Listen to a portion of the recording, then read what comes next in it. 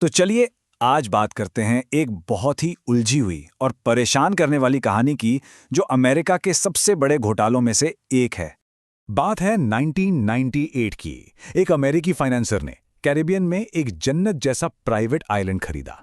सोचिए 75 एकड़ का आइलैंड, नाम था लिटिल सेंट जेम्स। खूबसूरत बीच, आलीशान विला, गेस्ट हाउस, हेलीपैड, मतलब सब कुछ था वहां। लेकिन सवाल ये है कि वहां के लोग इसे पीडोफाइल आइलैंड क्यों कहते थे? क्योंकि इस जन्नत के पीछे एक बहुत ही घिनौना राज छिपा था।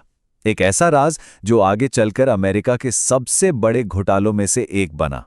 तो चलिए कहानी की शुरुआत करते हैं उस आदमी से जो इस पूरे मामले के केंद्र में था। Jeffrey Epstein. एक वक्त था जब वो ब्रुकलिन में मैथ्स का टीचर था और देखते ही देखते वो एक करोड़पति फाइनेंशियल एडवाइजर बन गया। और उसके दोस्त, अरे बड़े बड़े लोग, प्रेसिडेंट्स, प्रिंसेस, सब। उसका एक क्लासरूम से सत्ता के इतने ऊंचे गलियारों तक पहुंचना, यही समझना जरूरी है कि आखिर ये सब हुआ कैसे। उसी प्राइवेट आइलैंड पर 12 साल तक की लड़कियों की ट्रैफिकिंग की जाती थी, उन्हें अब्यूज किया जाता था और वो वहां फंसी रहती थीं। मतलब वो आइलैंड एक सोने का पिंजरा था, चारों तरफ समुद्र, भागने का कोई रास्ता ही नहीं। अब देखिए, सालों तक तो ये सब अपराध दुनिया की नजरों से छिपे रहे, किसी को कानो कान खबर नहीं हुई।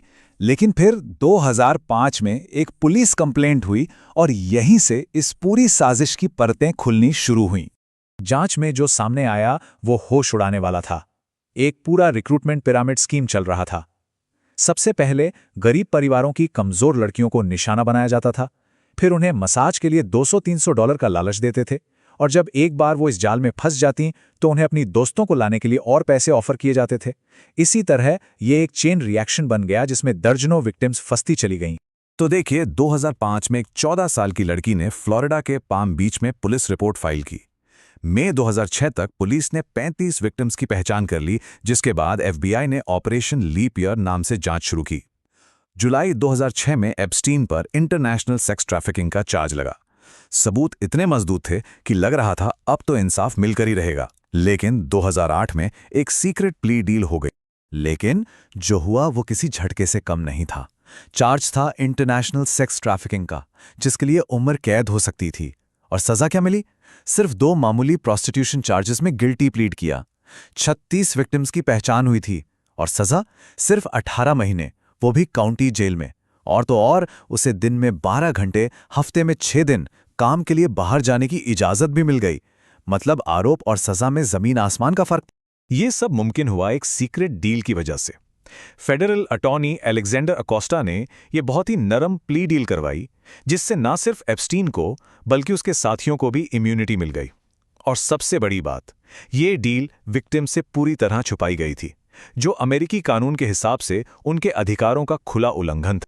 और मजे की बात देखिए, जिस आदमी ने ये डील करवाई थी, यानी अलेक्जेंडर अकोस्टा, उसे बाद में सेक्रेटरी ऑफ लेबर के तौर पर कैबिनेट में जगह मिली।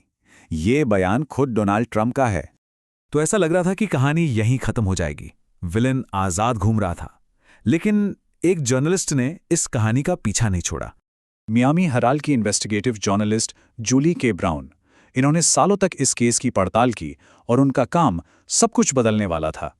नवंबर 2018 में उन्होंने परवर्जन ऑफ जस्टिस नाम से एक रिपोर्ट सीरीज पब्लिश की। इसमें उन्होंने इन सारे अपराधों और इसे छिपाने की पूरी साजिश का पर्दाफाश कर दिया। इस रिपोर्टिंग के बाद जनता में जबरदस्त गुस्सा फूटा और लॉ एनफोर्समेंट पर केस को दोबारा खोलने का दबाव बना। ब्राउन की इन्वेस्टिगेशन से 80 से ज्यादा नए संभावित विक्टिम्स की पहचान हुई, और इसी बढ़ते दबाव और नए सबूतों का नतीजा था कि जुलाई 2019 में एप्स्टीन को दोबारा गिरफ्तार कर लिया गया। इस बार मामला संगीन था। एप्स्टीन को 45 साल तक की जेल हो सकती थी। लेकिन तभी कहानी में एक ऐसा मोड़ आया जिस पर यकीन करना मुश्किल है। 10 अगस्त 2019 को जेफरी एप्स्टीन अपनी जेल की कोठरी में मरा हुआ मिला। ऑफिशियल वजह बताई गई, सुसाइड। पर क्या ये वाकई सुसाइड था? उसकी मौत से जुड़े हालात ने कई गंभीर सवाल खड़े कर दिए। सोचिए, वो अपनी सेल में अकेला था, उसके सेलमेट को हटा दिया गया था, उसकी सेल के बाहर लगे 2 सिक्योरिटी कैमरे उसी रात खराब हो गए, और इस पूरी घटना की कोई वीडियो फुटेज भी नहीं है। इन्हीं अजीब संयोगों की वजह से कॉन्स्पिरेसी थ्योरीज फैल गई कि कहीं उसे मार तो नहीं दिया गया ताकि वो बड़े बड़े लोगों के राज ना खोल दे। और फिर ये पूरा स्कैंडल एक पॉलिटिकल हथियार बन गया। 2024 के कैंपेन में डोनाल्ड ट्रंप ने वादा किया, मैं एप्स्टीन फाइल्स को डीक्लासिफाई करूंगा, लेकिन जुलाई 2025 में ट्रंप के ही जस्टिस डिपार्टमेंट ने कहा कि ऐसी कोई क्लाइंट लिस्ट है ही नहीं, और फाइल्स रिलीज होने के बाद ट्रंप ने इसे एक बोरिंग डेमोक्रेट झांसा कहकर खारिज कर दिया। लेकिन जनता का दबाव कम नहीं हुआ, वो बढ़ता ही गया और आखिर में सरकार को झुकना ही पड़ा। अमेरिकी कांग्रेस में एक बहुत ही रेयर बाईपार्टीसन बिल पास हुआ जिसने सरकार को एप्स्टीन फाइल्स का कुछ हिस्सा रिलीज करने पर मजबूर किया। लेकिन जो फाइल्स बाहर आईं वो बहुत ज़्यादा एडिटेड थीं, मतलब नामों पर, तारीखों पर, पूरी लाइनों पर काली स्याही पोत दी गई थी। कुछ भी पढ़ना नामुमकिन था। और इससे हमें इस केस का सबसे बड़ा रहस्य पता चलता है। 1 मिलियन से भी ज्यादा डॉक्यूमेंट्स आज भी पब्लिक से छिपा कर रखे गए हैं। ज्यादातर फाइल्स तो अभी भी सीक्रेट हैं। मतलब ये कहानी अभी खत्म नहीं हुई है। पूरा सच सामने लाने की लड़ाई आज भी जारी है। और सबसे जरूरी बात यह है कि हमें जो कुछ भी पता है वो शायद सिर्फ आइसबर्ग का एक छोटा सा कोना है। तो आखिर में ये एक सवाल हम सबके जहन में रह जाता है कि इन फाइलों में अभी भी किन लोगों के नाम छिपे हैं। आखिर कौन है जो नहीं चाहता कि पूरा सच सामने आए।